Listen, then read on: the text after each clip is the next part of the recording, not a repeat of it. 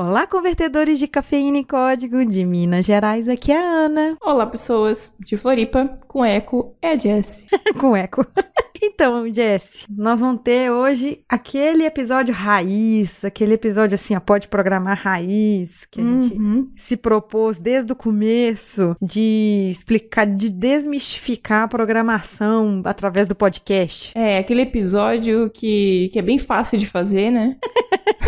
Bem fácil, né? Porque a gente tem que explicar as coisas bem redondinha pra todo mundo e tentar não complicar, né? Mas aí a gente repete e até dar certo. É por isso que nosso episódio hoje é sobre estrutura de repetição, né? Não? Ué. Então, pra você que tá ouvindo aí, que ainda não entendeu a estrutura de repetição, é esse episódio pra você. Mas pra quem já entendeu, vai lá, reforça. A gente já pede já pra acrescentar alguma coisa lá nos comentários do episódio, lá no podeprogramar.com.br ou no mundopodcast.com.br/podeprogramar. Bora lá! Bora!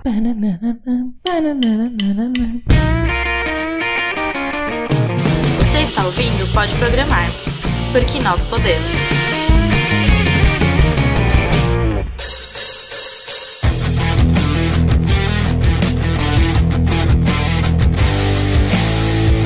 Então, pessoas, o que é estrutura de repetição? Vocês lembram do episódio de lógica de programação que acho que a gente falou um pouco sobre, bem por cima. Então a gente vai aprofundar a lógica de programação, que eu acho que é um dos fundamentos mais básicos, qualquer tipo, se é orientado a objetos, se é estruturado, não importa, você vai ver a estrutura de repetição. Que é o chamado de laço de repetição também, né? Exato. Que nada mais é do que uma estrutura que permite executar mais de uma vez o mesmo comando ou um conjunto de comandos de acordo com uma condição ou com o contador. Nesse caso, a gente vai repetir ações semelhantes e que são executadas para todos os elementos de uma lista de dados, por exemplo. Ou simplesmente para repetir um mesmo processamento até que a condição seja satisfeita.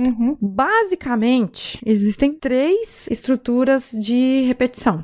3 ou 4. Aqui a gente vai falar de 4, né? A gente vai explicar por que a gente vai explicar por que tem essa coisa de 3 e 4. Nós vamos dar uma explicada aí. Mas basicamente, se for olhar, até que são 2, né? Nós vamos ver o while, ou while do, o for e o for each. Exato. A gente vai explicar por que pode ser 2, por que pode ser 3 ou por que pode ser 4. E bom, essas repetições vocês vão poder usar em qualquer linguagem que vocês estiverem estudando, seja Go, C, JavaScript, C++, PHP, Java, qualquer coisa, não importa a linguagem, você vai utilizar essa estrutura de repetição. Porque essa estrutura, ela vem da lógica de programação, ela não vem da linguagem, ela não depende da linguagem. Então vamos para nossa primeira estrutura.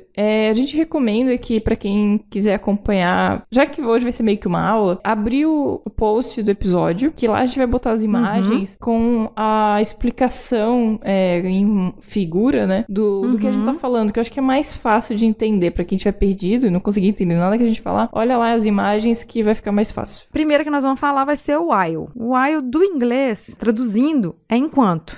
Então, enquanto aquela condição for verdadeira, repete.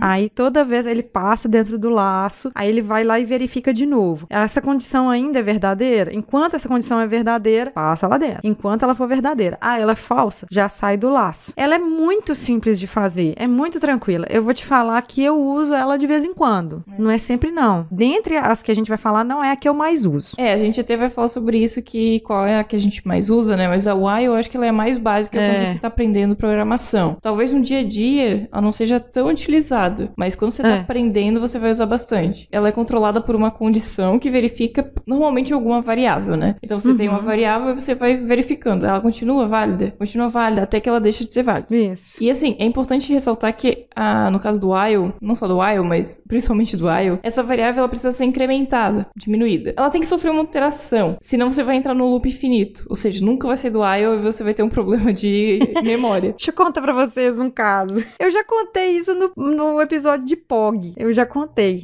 Uma vez eu trabalhava num lugar que eu tinha que fazer uma lógica que era ficar verificando numa pasta se tinha um arquivo lá. Se tivesse, você ia ter que mandar para outro lugar, porque já tinha um serviço mandando para essa pasta, só que depois precisava mandar para outra. Então, o que nós fizemos lá? O que a pessoa pediu para eu fazer? Ela pediu para eu fazer um while true, escrever while, entre parênteses true, entra lá e lá dentro tem um contador. E aí esse contador, ele ficava ali esperando um timer, ele ficava esperando o tempo. Então eu estava aí num loop, vamos dizer que eu estava num loop infinito controlado.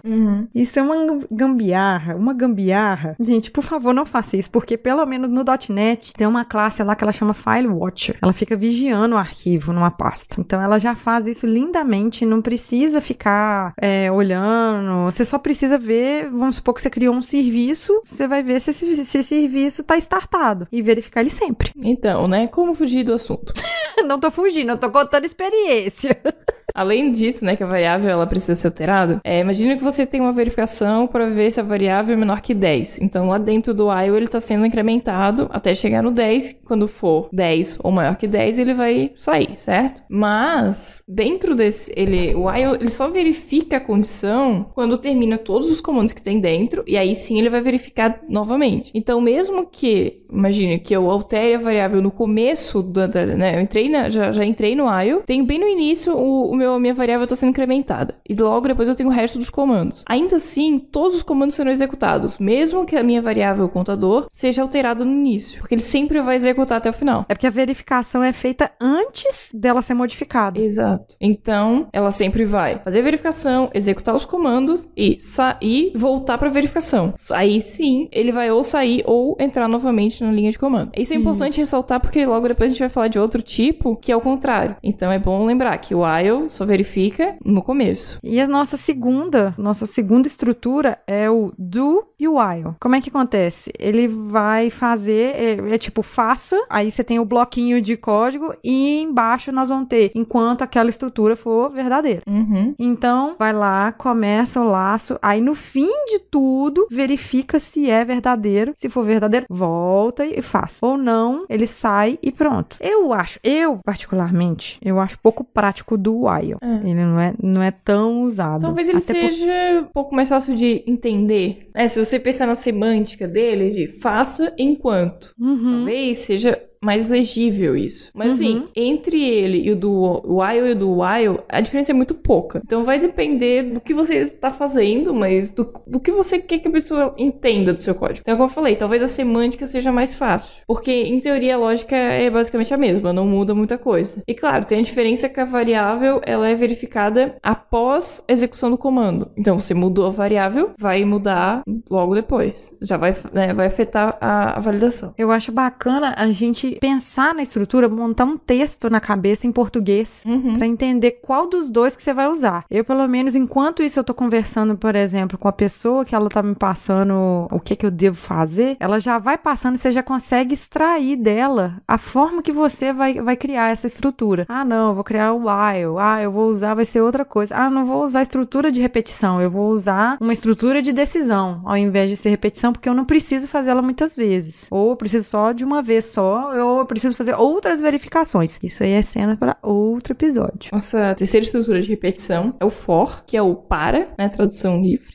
Nesse caso, o for ele é utilizado para executar um conjunto de comandos executado por um número X de vezes. Enquanto no while faça enquanto, ou enquanto, então, enquanto X é menor que 10, ou faça enquanto X é menor que 10, no for faça 10 vezes essa execução. É quando eu já sei a quantidade. Vamos imaginar que eu tenho um retorno do banco, e eu sei que o banco me retornou 5 elementos. Eu fiz um count lá e eu sei que eu tenho 5 elementos. Então, execute 5 vezes. É o que eu quero. Diferente do caso da Ana, né, da gambiarra dela, que era, fica fazendo conta, ver se o arquivo tá aí, entendeu?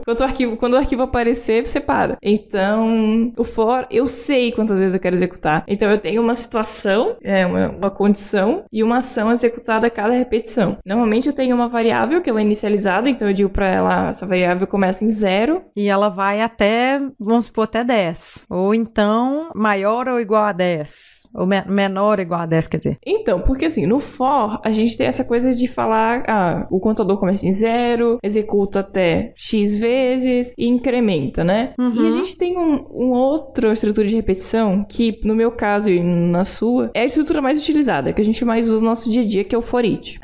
A gente tava trocando ideia antes da gravação, pra quem não sabe, a gente discutindo o que a gente colocava, se a gente explicava melhor, e aí nós falamos assim, eu falei pra Jess, a Jess falou pra mim, for each é o que mais a gente usa, ela usando PHP, eu usando C#. Porque assim, o for each, ele é uma simplificação, assim, pra quem tá estudando no começo, pode achar que não, que o for each é muito complicado, mas o for each, ele é uma simplificação do for, principalmente quando você está trabalhando com coleção de dados, ou vetores e matrizes, né? Ou seja, o array.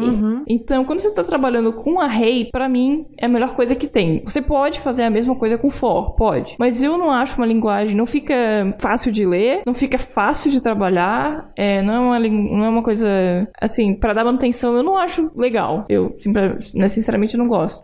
Eu já tá com o for each ali. Porque assim, a gente falando, o for each é maravilhoso, maravilhoso, mas o que o for each faz, né? Então, assim, o for each, ele é do mesmo jeito que o for, ele tem um laço, né, um laço de repetição. Exato. Em que você passa, né, o vetor e você tem uma variável. Essa variável, ela funciona no escopo do for each, do laço. Então, você pode utilizar esse dado, você pode iterar, você pode fazer o que bem entender com esse dado. Mas imaginar que você tem um array, né, um vetor que está trazendo os dados do banco de dados, está trazendo as notas lá dos alunos e você tem que mostrar esses dados. Então você pode dar um for each, dar lá um print e mostrar esses dados. Aí você pensa, mas eu poderia fazer isso com o while também? Ou com o for each? Não, com o for, desculpa. Poderia.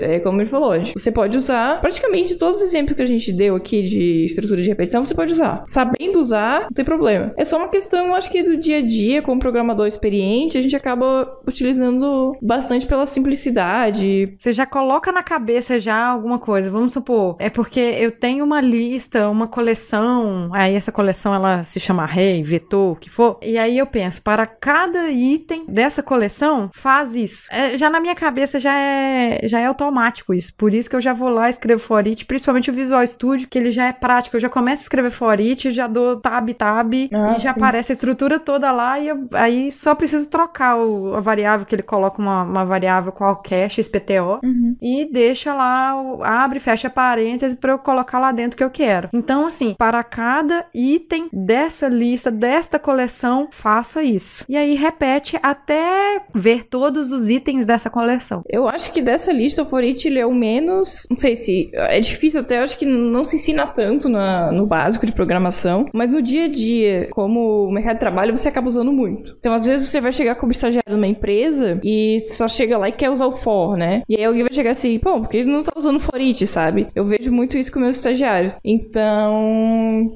se você ouviu o episódio e já tá na frente, porque agora eu sei que é for each. Então, dá uma estudada em como é que funciona, né, a sintaxe dentro da sua linguagem. Provavelmente não deve ser muito diferente. Acho que é basicamente igual em todas as linguagens. Ou talvez exista alguma linguagem que não tenha for each. Na verdade, assim, no VBNet, ele coloca separado. É for each e não junto. Mas, assim, no mais, ele não tem muita diferença. Uns vão ter...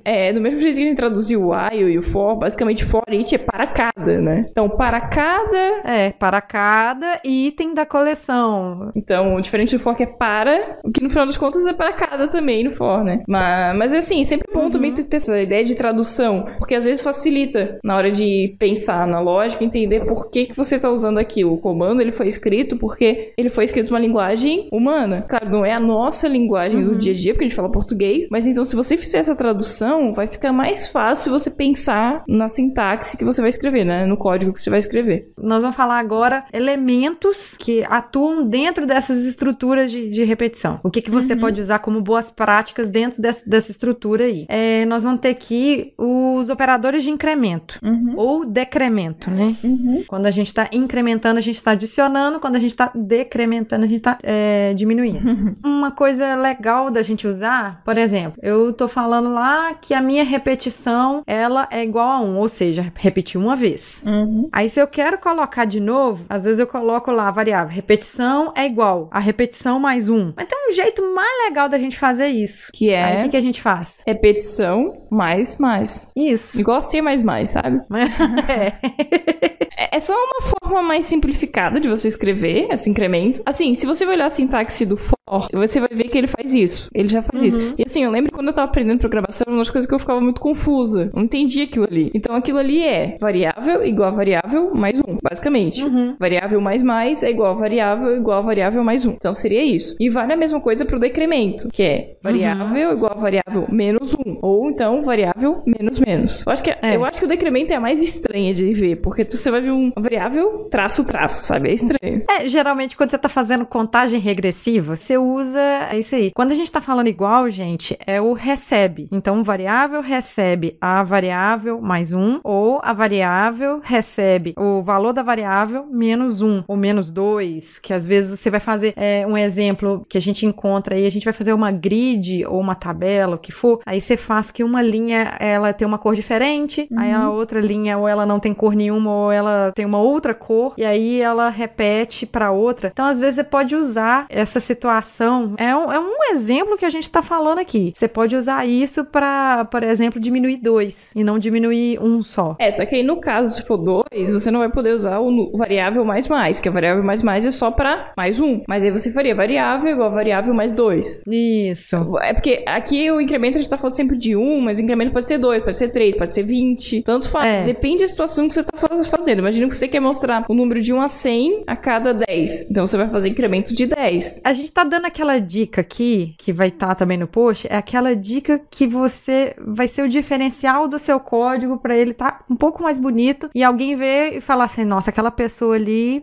Não é nem questão de ser mais bonito, mas é uma questão de ser mais... Pô, essa pessoa tem mais experiência, ela já sabe isso aqui. Tipo, ela sabe o que é o for each, ela sabe usar um incremento, né, o plus lá, o menos. Então, tipo, você já tem um diferencial. Ou então você entende isso no código. Imagina, você tá no seu estágio, a pessoa dá esse código, você... não, eu sei o que é isso aqui. Então, isso faz ser um diferencial pra você.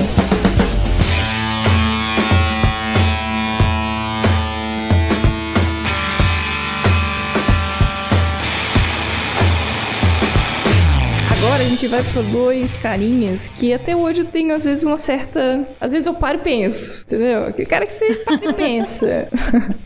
Que é o controle de repetição. Porque dentro da repetição, imagina que você tem uma situação assim. O caso da Ana ali, da pasta que ficava olhando lá. Enquanto ela ficava lá. E aí, achou lá o arquivo. Você pode usar um break. O que o break é simplesmente ele vai parar, ele vai terminar imediatamente a execução de um bloco de uma estrutura de repetição. Então ele não vai ir lá avaliar de novo a condição. Eu já sei que é isso, acabou, não tem por que avaliar de novo. E geralmente, assim, não necessariamente, isso depende de cada caso. A gente coloca o break no fim. Também. Pra forçar a saída dessa verificação. Ou não, porque se terminou, né?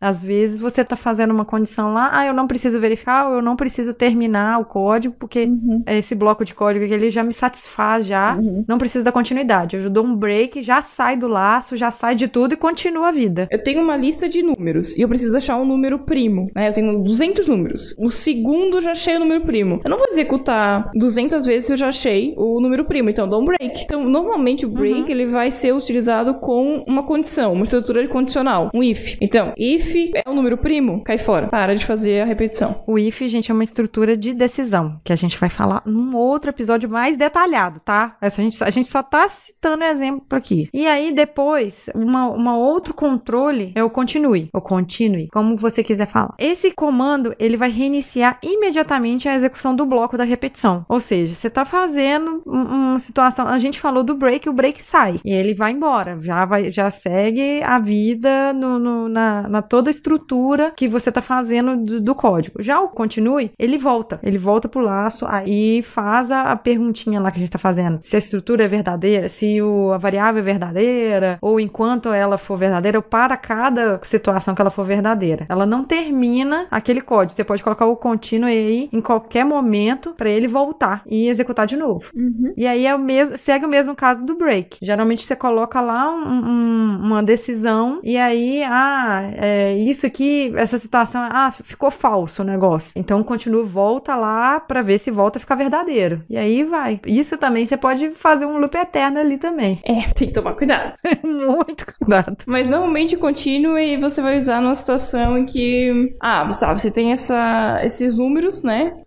O número é negativo. E eu não quero o número negativo pra verificar se é número primo. Então, se for o número for negativo, continua. Nem faz a verificação, entendeu? Então, você pode fazer essa situação. Tipo, já vai pro próximo número. Eu não quero saber desse número. Então, é nessa situação. Assim, na prática, né? Dia a dia, eu uso muito o break. Imagina assim, eu tenho um array, né? Um vetor, eu preciso verificar se o dado tá vazio. Tá vazio. Então, já para aí, já dá um continue, vai pro próximo. Olha, vou te falar. Eu lembro de ter usado uma vez na vida o break. O continue, eu acho que eu devo ter usado uma vez na vida pra estrutura de repetição.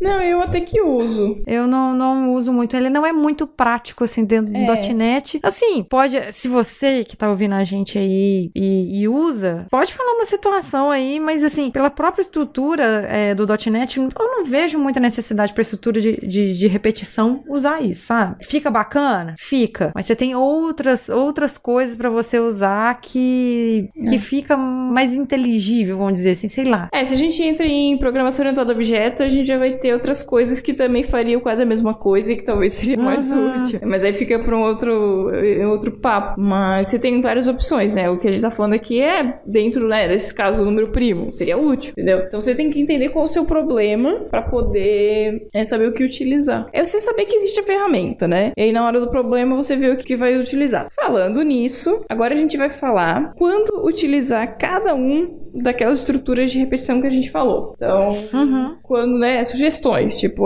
quando usar o while? Porque vocês falaram, mas eu não sei agora o que eu faço.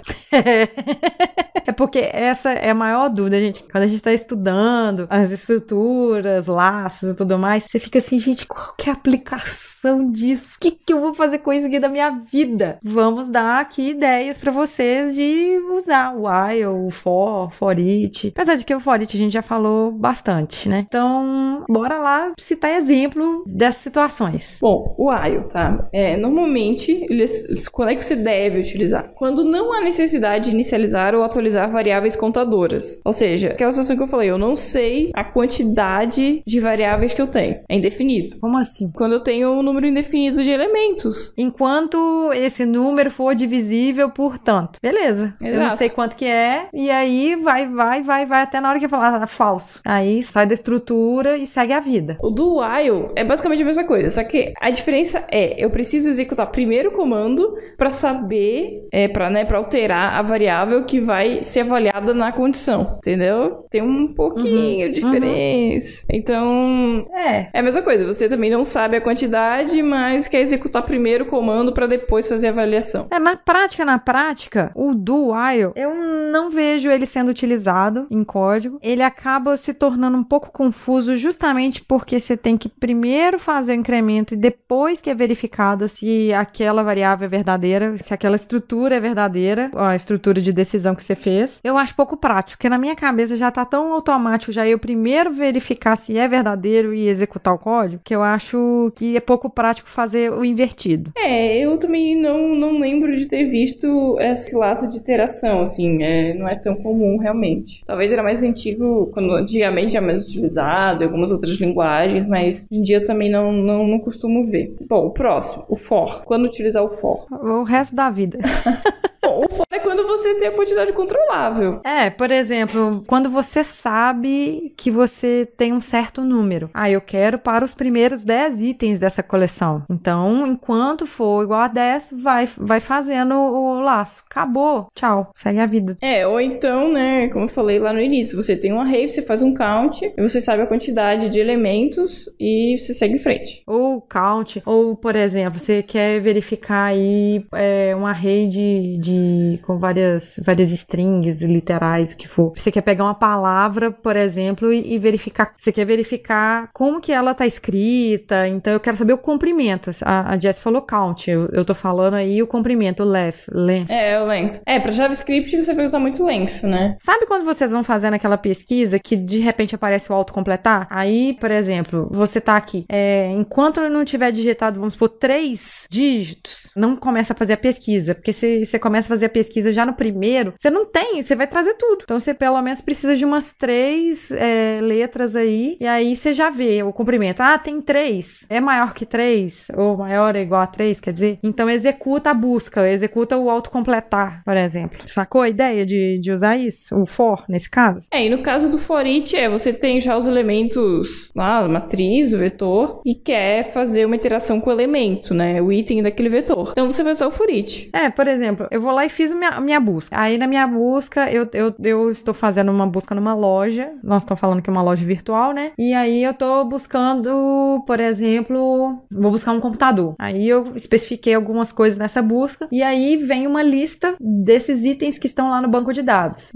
Aí, eu vou fazer para cada item dessa lista que me retornou, eu vou exibir desse jeito. Aí, já é dentro do bloco de código, como que vai ser a exibição. Essas seriam as opções e as dicas que a gente tem para dar sobre estrutura de repetição. Quem puder ir lá no post, a gente vai tentar escrever, né, o postzinho com tudo isso aqui em texto, com exemplos, que aí para complementar. Se não, de qualquer forma, vai ter a imagem, pelo menos, dos laços, parte lógica, né, dos laços, lá para vocês poderem ver, que vai ajudar bastante. E se vocês quiserem, mais uma vez, reiterando, contribuir para esse post, vai lá nos comentários, comenta no podeprogramar.com.br, porque me parece que os comentários estão com algum bizil lá no Mundo Podcast, não tá habilitado. Mentira, foi porque a gente tava com muito hater, e aí foi removido.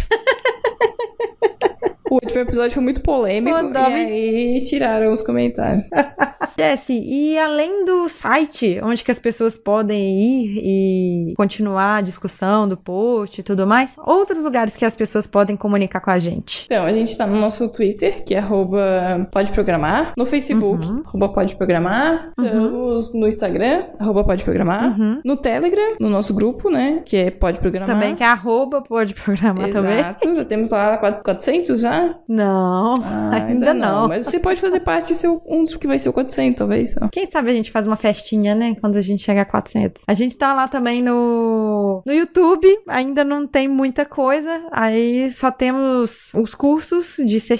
Só pra já deixar avisado que estamos preparando outras coisas para curso de C#. E quem tá lá no Telegram tá acompanhando, tá sabendo o que é que tá acontecendo, o que nós estamos fazendo. Então, assim, pra entender esse futuro curso que nós vamos fazer, precisa fazer o curso básico, se você não entende C#. Então vai lá, faz o curso, porque até ficar pronto o outro, faz esse aí e já tira dúvida com o Rafael ou tira dúvida com a gente também. Nós estamos lá super disponíveis pra gente tirar todas as dúvidas bonitinhas. Nossa, eu falei muita dúvida aqui. Fica até com dúvida. Eu tô com dúvida agora. Então tá bom, um beijo pra vocês e tchau! Tchau, pessoas. Cuidado com a chuva.